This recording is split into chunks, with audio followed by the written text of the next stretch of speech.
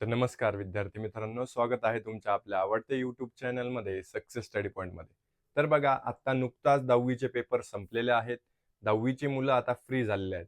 आता तुमचे शाळेचे दिवस कधीही वापस येणार नाही. आता तुम्ही या दिवसांपासून मोठ्या काहीतरी स्पर्धेच्या युगात उतरणार आहेत. तर त्या स्पर्धेच्या युगात उतरण्यासाठीच आपल्याकडे सर्व काही रेडी पाहिजे. तर आपण आजचा मुद्दा असा घेऊन आलेलो आहोत की सर्व डॉक्युमेंट्स आपले काय काय लागणार आहेत 11वीचं ऍडमिशन घेण्यासाठी.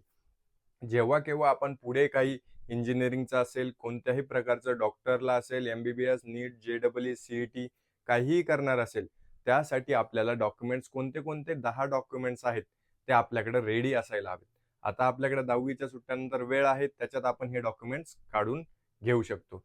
व्हिडिओ शेवटपर्यंत नक्की बघायचा आहे, कारण की हा खूप इम्पॉर्टंट टॉपिक असणार आहे. तर आपण जास्त तुमचा वेळ न घालवता व्हिडिओला सुरुवात करतोय. तुम्ही जर चॅनलवर नवे असाल तर सबस्क्राईब करायला विसरायचं नाहीये आणि अशाच व्हिडिओसाठी बेल आयकॉनलाही प्रेस करायला विसरायचं नाही. ह्याच्यानंतर तुम्हाला 10वीच्या मुलांना कशावर व्हिडिओ पाहिजे ही मला कमेंट बॉक्समध्ये नक्की सांगा. आता सर्वात अगोदर तुमचा मुद्दा आहे की 10वी. आता 10वीचा सर्वात इम्पॉर्टंट डॉक्युमेंट्स आहेत 10वीचं मार्कशीट. हे तुम्हाला कुठून भेटणार? शाळेमधून भेटणार. तर तुम्हाला आता 10वीचा जेव्हा रिझल्ट लागेल तेव्हा काय भेटेल तुम्हाला? 10वीचं मार्कशीट वगैरे जे भेटेल, म्हणजे एकदम बोर्ड सर्टिफिकेट तर नाही भेटणार, पण 10वीचं मार्कशीट तुम्हाला असेल. आता हे 10वीचं मार्कशीट तुम्हाला शाळेकडून भेटणार आहे. त्याच्यानंतर स्कूल लिव्हिंग सर्टिफिकेट, म्हणजेच त्याला म्हणतो आपण टीसी. आपल्या जनरल भाषेत काय म्हणतो त्याला? टीसी. तर ही टीसी ही आपल्याला कुठून घ्यायची आहेत? स्कूलमधून घ्यायची आहेत. आता ते टीसी वगैरे आपल्याला एक डुप्लिकेट टीसीची कशी स्कीम असते आणि टीसी कशी बघा, जर आपल्याला ही टीसी हरवली तर नंतर डुप्लिकेट टीसी काढण्यासाठी खूप साऱ्या पंचायती असतात. पण तिकीट, तर हॉल तिकीट काही परिस्थितीत आपल्याला काय असू शकतं? गरजेचं असू शकतं. कुठे कुठे आपल्याला हॉल तिकीट मागवलं जातं. त्यासाठी हॉल तिकीटही जपून ठेवायचं आहे. लगेच आपण काय करतो? परीक्षा संपल्या तर गोळ्यामोळ्या करून फेकायचं नाही. आता त्याच्यानंतर पुढचा डॉक्युमेंट असणार आहेत काय? पुढचा डॉक्युमेंट तुमचा असणार आहेत काय? आधार. आता आधार कार्ड तर तुम्ही लहानपणापासून तुमची ओळख आहे. आधार कार्ड तुम्ही सर्व जागी वापरलेलं आहेत आणि आधार कार्ड तुमच्याकडे असणं आवश्यक आहे. तुम्हाला पॅन कार्ड येणार नाहीत, कारण की तुम्ही 16 वर्षाचे आहेत. 18 वर्षानंतर तुम्हाला काय होईल? पॅन कार्ड येईल. त्याच्यानंतर कास्ट सर्टिफिकेट. आता हा सर्वात मोस्ट इम्पॉर्टंट डॉक्युमेंट असणार आहेत कास्ट सर्टिफिकेट. आता पुढे काय होतं, तुम्हाला खूप साऱ्या स्कॉलरशिप्स वगैरे भेटत जातात, नाहीतर कास्टच्या बेसिसवर ऍडमिशन भेटत जातात. काहींना रिझर्वेशन्स वगैरे असतात. या सगळ्या गोष्टींसाठी इम्पॉर्टंट असतात कास्ट सर्टिफिकेट. आता हे कास्ट सर्टिफिकेट कुठून काढायचं? तर जाती प्रमाणपत्र म्हणतात त्याला. ते कुठून काढायचं? तर आपल्या सेतूमधून. तुमच्या गावातील जेही सेतू असेल त्याच्यामधून तुम्ही ते काढू शकतात. त्याच्यानंतर ओबीसी. आता जे कास्टमध्ये असतात त्यांना काय असते? सवलत असते. OBC, SC, ST, schedule caste, schedule tribe, SBC आणि ईडब्ल्यूएस. आता ईडब्ल्यूएस ला काय असतात? जे ओपन कास्टचे जे ओपन कास्टचे असतात कॅन्डिडेट्स, म्हणजे काय, हिंदू, मराठा असेल, नाहीतर त्याचबरोबर मुस्लिम असतील, हे सगळ्या कॅन्डिडेट्सला काय 10% आरक्षण भेटतं. तर त्या ओपन कॅन्डिडेट्सनी हे ईडब्ल्यूएस सर्टिफिकेट काढणं काय आहेत? आवश्यक आहेत. कारण की याच्या बेसिसवर त्यांना काय 10% आरक्षण भेटणार आहेत.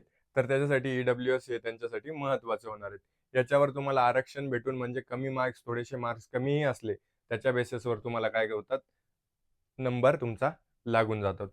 आता त्याच्यानंतर तुम्हाला अजून काही प्रश्न येत असतील तर आर्ट्स, कॉमर्स, सायन्स याचे स्ट्रीम बद्दल, तर त्याच्यावरही नंतर तुम्हाला व्हिडिओ पडणार आहेत. अजून काही चौकशी असेल तर डिस्क्रिप्शन बॉक्समध्ये जी लिंक दिलेली आहे त्याच्यावर क्लिक करून तुम्ही आमच्याशी संपर्क साधू शकतात. त्याच्यानंतर नॉन क्रिमिलियर. नॉन क्रिमिलियर ही सर्टिफिकेट आत्ताच काढून ठेवा, कारण की याला 45 दिवस लागतात. निघायला किती दिवस लागतात? 45 दिवस लागतात. त्याच्यामुळे नंतर तुम्हाला घाई गडबड होणार नाही. त्याच्यासाठी आजच तुम्ही काय करा? लागून जा, तयारीला लागून जा.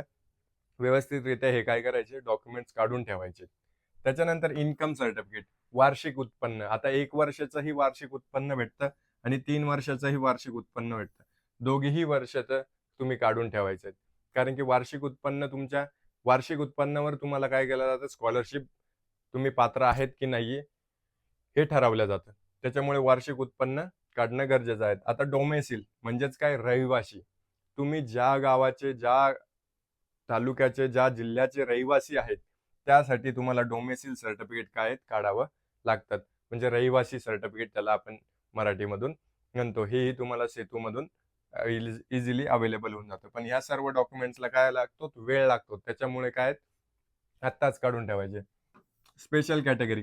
आता जर तुम्ही एखाद्या स्पेशल कॅटेगरीमध्ये येत असताल, म्हणजे काय आदिवासी भागातील येत असताल, नाहीतर काहीतरी वेगळ्या स्पेशल जमातीमध्ये येत असताल, तर त्याच्यासाठी ते सर्टिफिकेट्स असतात. हे तुम्ही काढून घ्यायचे आहेत. आता त्याच्यानंतर दुसरा मुद्दा आहे आपला दिव्यांग पीडब्ल्यूडी. जे पीडब्ल्यूडीचे मुलं आहेत त्यांच्यासाठी खूप जास्त प्रमाणात आरक्षण राहतं दिव्यांगासाठी. तर हे सर्टिफिकेट तुम्ही काढायला बिलकुलही विसरायचं नाही. आणि त्याचबरोबर तुम्ही जर स्पोर्ट्समध्ये किंवा एनसीसी मध्ये, एनसीसी तर तुम्हाला एबीसी ज्या ग्रेडचा आहे त्या ग्रेडचं सर्टिफिकेट आहे, तर हे सर्टिफिकेट हे लवकरात लवकर 11वीच्या ऍडमिशनसाठी काढून घ्यायचे. ते तिथे उपयुक्त तुम्हाला ठरणार आहेत. त्याच्यानंतर स्पोर्ट्समध्ये जर तुम्ही नॅशनल, डिस्ट्रिक्ट लेवलला, विभागीय स्तरावर कोणत्याही स्तरावर खेळलेले आहेत, तर त्याचं सर्टिफिकेटही तुम्हाला आरक्षणासाठी उपलब्ध होईल आणि खूप चांगलं बेनिफिशियली होईल जाईल तुम्हाला.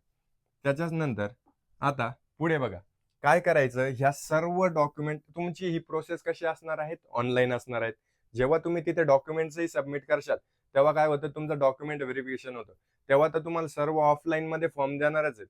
तर तेव्हा काय करायचं, हे सर्व डॉक्युमेंट्स काढून झालेत की एका फाईलमध्ये व्यवस्थितरित्या ठेवायचे ते.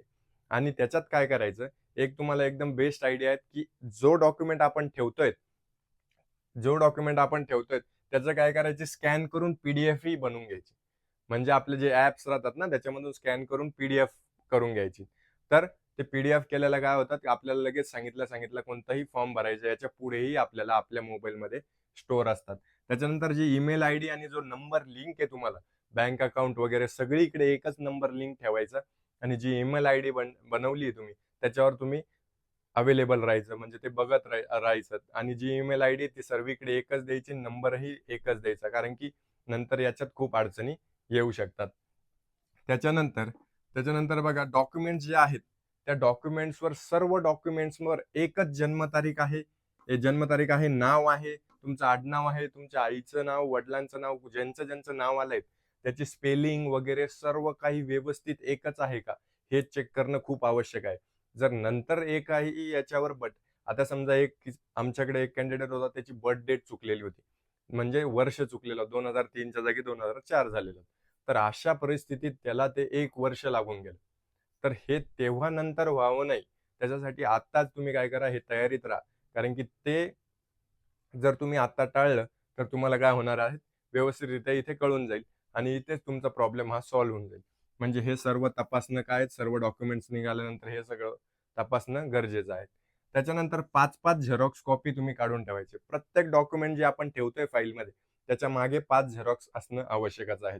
5 झेरॉक्स म्हणजे तुम्हाला जर सांगितलं कोणी की फॉर्म भरायचा झेरॉक्स दे, तर लगेच त्याच्या मागून झेरॉक्स तुम्हाला काढता आली पाहिजे.